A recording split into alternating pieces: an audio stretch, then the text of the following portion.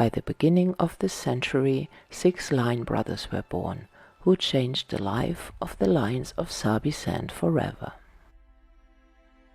The rangers called them the Mapogos, and this is their story.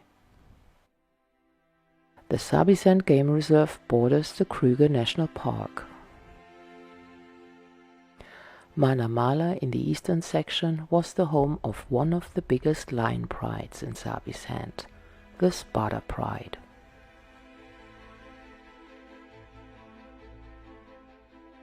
The 7 lionesses of the Spada Pride were dominated by the 5 aging West Street males, who were already past their prime. This may have been the reason why they accepted a young male who joined up with the Spada Pride by mid-2000. His name was Makulu, and he was just under 2 years old. The poor chap had a really hard time in the beginning, cause the lionesses didn't welcome him with open arms. Shortly after his arrival, 2 lionesses gave birth, and they were not too pleased with his presence. It was not easy for Makulu, even though one of the West Street males was most likely his father. When the coalition slowly dwindled down, it was Makulu who helped the lionesses to bring down big prey. That's when the lionesses finally accepted him, and when their cubs got older, Makulu bonded with them for life.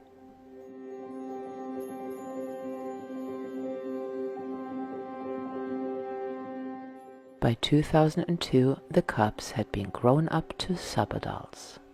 The subadult males, Rasta, Pretty Boy and Scar, spent a lot of time with Makulu. The bond they formed lasted until their final days.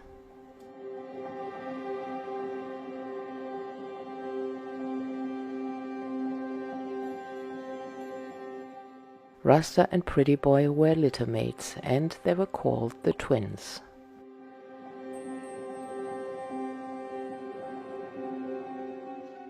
Scar, or Dreadlocks like many called him, was just a couple of months younger and grew up with them. The youngest, Mr. T and Kinky Tail, were only born when their 3 older cousins were already subadults. And due to the age difference, their mothers chose to raise them apart from the pride. Mr. T and Kinky Tail were inseparable, and they too bonded for life. Some even speculated the Split Rock males were their fathers, but the West Street males acknowledged them as their offspring. After the last West Street male had died, the Spada Pride reunited. By then, Mr. T and Kinky Tail were subadults as well, and they met their older cousins.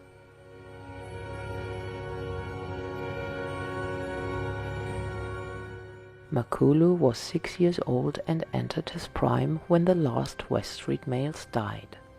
They left a huge territory behind, and none of the other coalitions took over.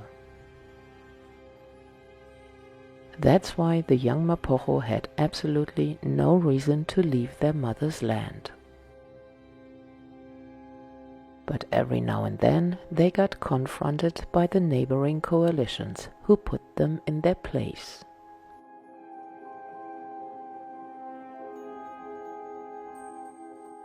The Split Rock males laid eyes on the Spada Pride, but Makulu took the 5 young Mapogo under his wing and prevented a takeover. Even underage, they were a formidable force of 6, and they constituted a large obstacle for the aging Split Rock males.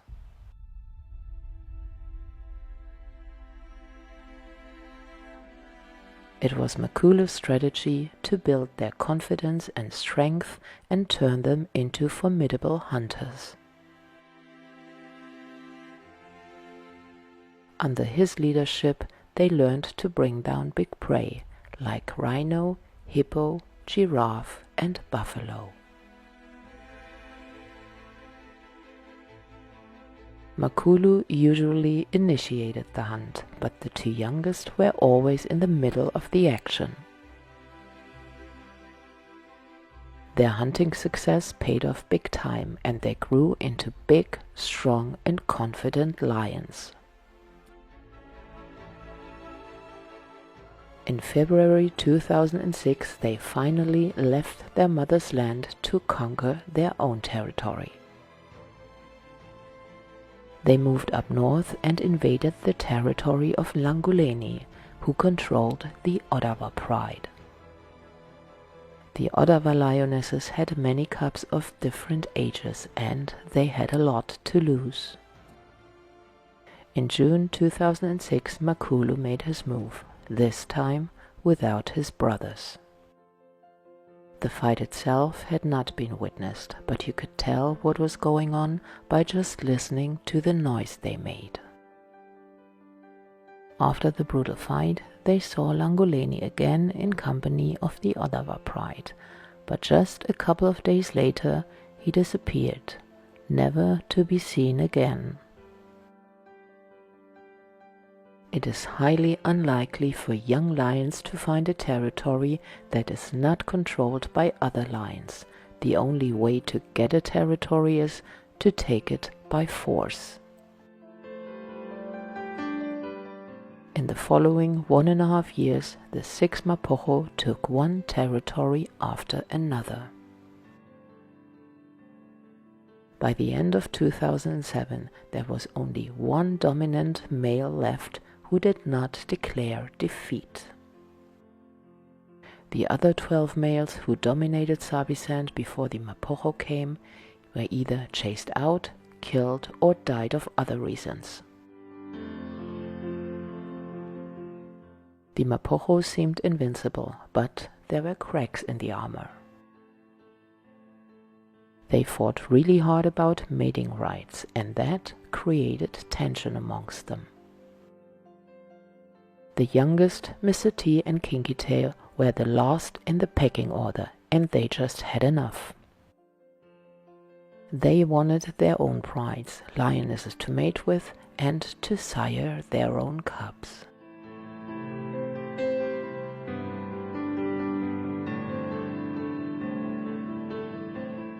Makulu as the leader had the first mating rights, and the others had to wait to get their turn.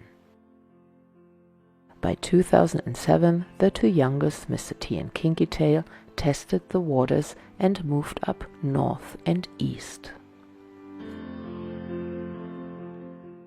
At first, they were still seen in company of their 3 older cousins, but they eventually returned west and joined up with Makulu. Mr. T and Kinky Tail were left behind. They took over the Tsalala Pride, and they managed to split up the Styx Pride that was under the control of the roller coaster male. They even made a move to dominate their natal pride and strip the roller coaster male of 2 more Sparta lionesses.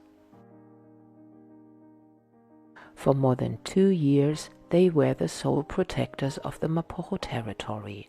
They not only defended their land, but their brothers as well, against every single intruder who entered from north, east, and south. Compared to Kinky Tail and Mr. T, their brothers in the west had a relatively easy life.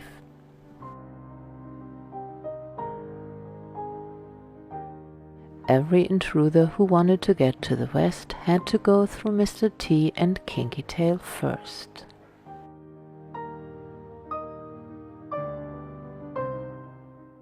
The next 2 years were relatively calm in Sabi Sands until 5 young males trespassed from the north.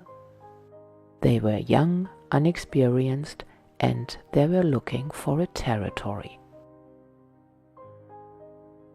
At first, they kept a low profile to figure out how many males they were up against. In mid-2010 they made their first move. They started to sandmark and they announced their presence. Mr. T and Kinky Tail responded immediately. They accepted the challenge and moved up north to confront the trespassers. Until this point, Mr. T and Kinky Tail had never lost a fight. Even when they had been outnumbered, like against the 3 Toulon males, they managed to chase them out.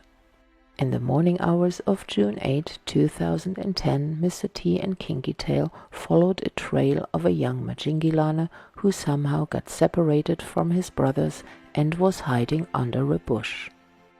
As he watched the Mapogo closing in on him, he suddenly panicked and ran. Only a couple of seconds later, the 2 Mapogo were onto him and knocked him to the ground. The outcome from this fight was predictable. The young Majingilane never really had a chance. He faced an uphill battle from the start, and a couple of hours later he died from his injuries.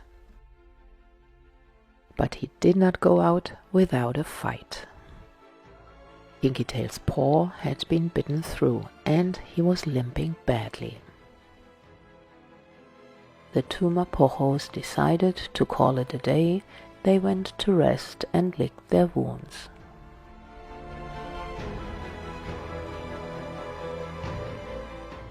But this was not the final chapter, because after dark the Majingilane returned, and that with a vengeance. A little while later all hell broke loose. They managed to isolate Kinky Tail, who was probably lagging behind due to his injury, and confronted him. Kinky Tail, on the other hand, who had absolutely no concept of fear, stood his ground and even went to attack them. Heavily outnumbered, the Majingilanes overpowered him and knocked him off his feet. They were all over him, and within minutes they broke his spine and made it impossible for him to escape. Following the noise of the fight, Mr. T arrived at the scene to help out his brother, but it was already too late. For a moment the focus shifted to Mr. T, and he had to fight for his own life. Mr. T managed to escape with all Majingilanes in hot pursuit. They chased him for about 10 minutes and then gave up. They returned to Kinky Tail to end what they started. The next day Mr. T was on Mala Mala, calling out for his brother, but he never replied. Mr. T not only lost Kinky Tail that night, his territory was taken too. After 2 more incidents with the Majingilane, he finally gave up and crossed the Sand River to join up with his brothers in the west.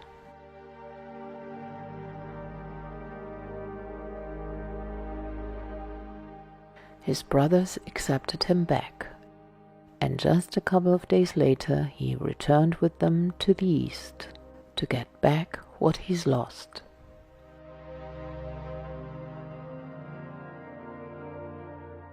It's questionable if the 2 coalitions met at all, but it's documented that after dark they got into a roaring match.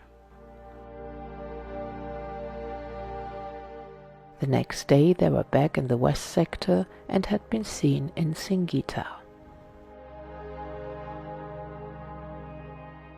Shortly after, the twins Rasta and Pretty Boy decided to go back to the east sector alone, and 2 weeks later the Mapogos had lost another brother. Pretty Boy returned alone, injured by a fight with other lions. Some say Rasta got killed by the Majingilane, but until this day there is still a lot of doubt. There are strong beliefs that he got poached. Mr. T's return created chaos amongst the prides in the west sector. While he was in the east, his brothers had sired many cubs with the Shimungwe pride. Mr. T didn't accept the cubs, and it took him only a couple of weeks to find all of them, and he killed them. Even though infanticide is common in lion society, by committing these acts he earned his nickname Satan. Strangely enough, his brothers did not retaliate. Especially Mr. T and Mapogo seem to be best buddies.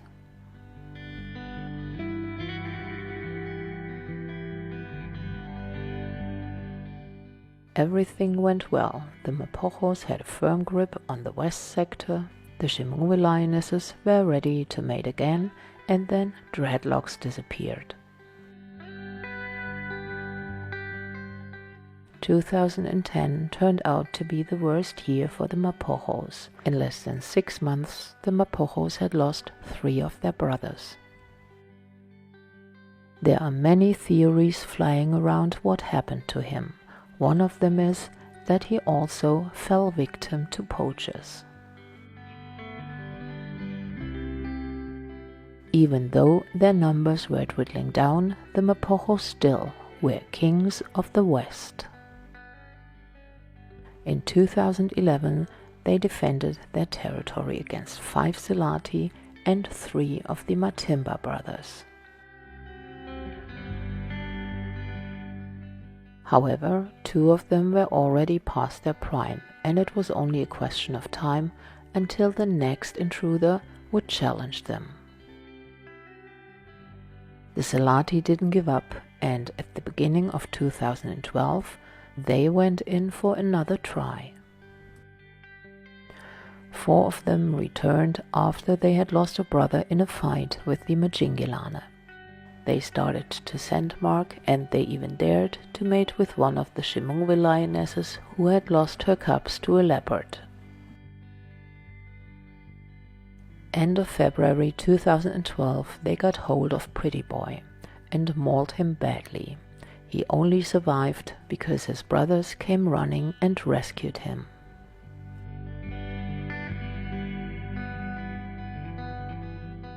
Even though Pretty Boy was injured, Mr. T was not willing to give up his territory again.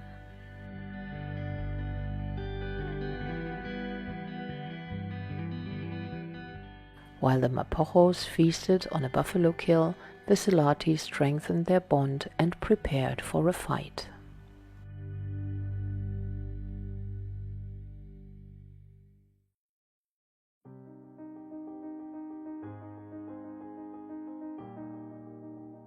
In the morning hours of March 16, 2012, the 2 coalitions moved continuously towards each other with the intent to clear the air once and for all.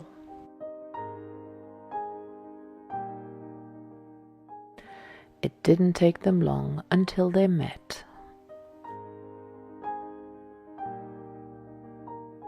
No one had expected what happened next. Mr. T confronted the Selati by himself and gave Mapogo and Pretty Boy the chance to get away unharmed.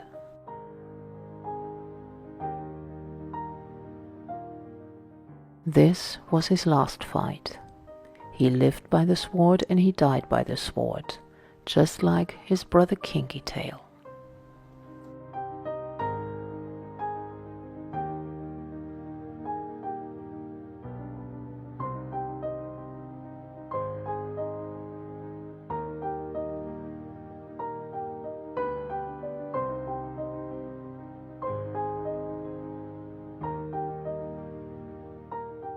Mapogo and Pretty Boy knew that they had lost Mr. T.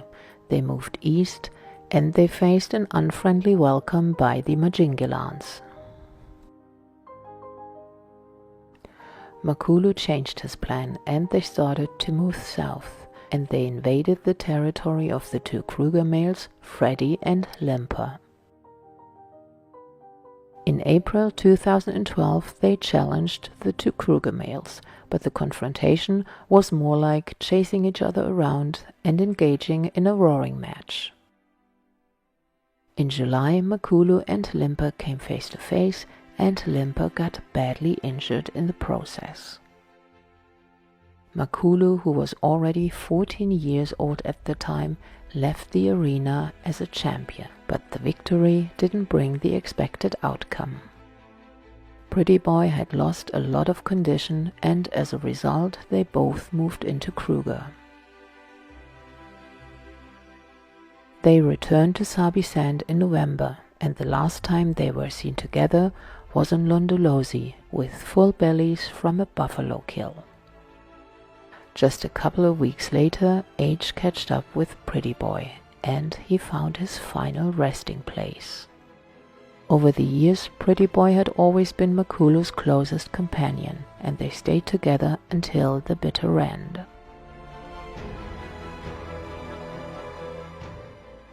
Makulu's last sighting was in January 2013, in the land he was born into, in Malamala. Even though the Mapogo controlled 9 prides and sired a lot of cubs, there were not many who reached adulthood. But some of their offspring did, 2 males and 7 females. Their sons, who were born into the Ottawa Pride, left Sabi Sand by the end of 2011 and moved into Kruger. I'd like to think they took over some lion prides and sired many cubs with them. The 4 daughters of Mr. T and Kinky Tail, who were born into the Tsalala Pride, passed their genes onto the biggest lion pride currently living in Sabi Sand, the Kambula Pride.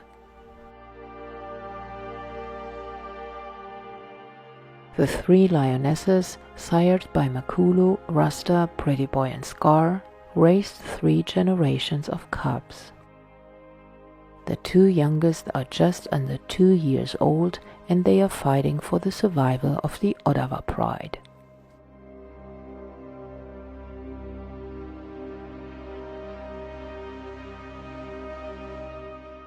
The 6 Kambula lionesses are the granddaughters of Mr. T and Kinky Tail. They raised 5 males and 6 females to adulthood.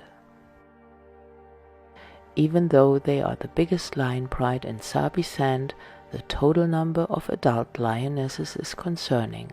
It dropped down to 32 this year. Remarkably, 19 of them carry the bloodline of the Mapogos.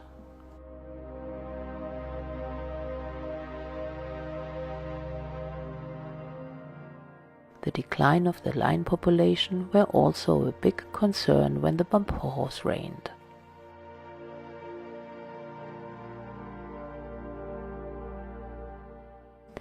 Some say they killed more than 100 lions, but to be honest, no one knows for sure. I gathered the numbers from 2006 to 2012 so that you can make up your own mind.